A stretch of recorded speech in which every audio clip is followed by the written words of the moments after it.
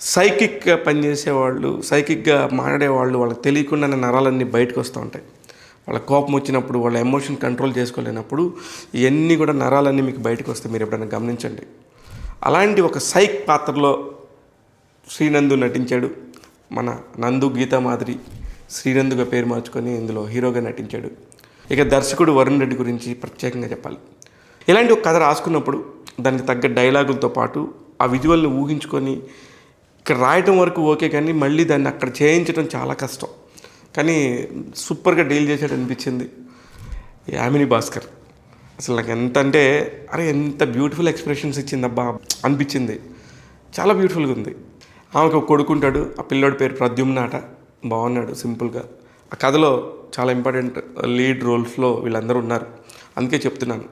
ఇకపోతే మనకి విలేజెస్లో కానీ ఎప్పుడు కూడా మనల్ని మన ఫ్రెండ్ ఎంత మోసం చేసినా సరే, ఎంత ఇబ్బంది పెట్టినా సరే, వాడి వల్ల మన జీవితం పోతుంది అనుకున్నా సరే ఆడి చుట్టూ తిరుగుతుంటాం.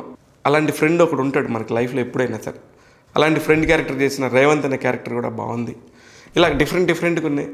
ఇంకా ముఖ్యంగా రెబెకా అనే అమ్మాయి, ఒక అమ్మాయి చేసింది త్రిష అనే క్యారెక్టర్. She very beautiful. ఆ అమ్మాయి చేసిన పర్ఫార్మెన్స్ చాలా బాగుంది. టెక్నికల్గా మాత్రం నాకు ఎడిటింగ్ చాలా నచ్చింది. అంటే కెమెరా వర్క్ ఆ కథకు తగ్గట్టుగా బ్యూటిఫుల్గా పిక్చరైజ్ చేశారు.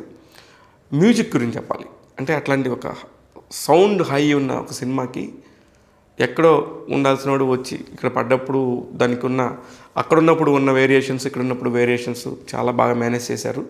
సౌండ్ కూడా చాలా బాగుంది. ఇట్లాగ అన్నీ బాగున్నాయి అనుకుంటున్నారు కదా. ఏంటి ఇందులో మైనస్ ఏంటంటే చాలా బీప్ సౌండ్స్ ఉంటాయి. ఆ అబ్బాయి మాట్లాడేటప్పుడు, హీరో మాట్లాడేటప్పుడు, అతని ఫ్రెండ్తో మాట్లాడేటప్పుడు.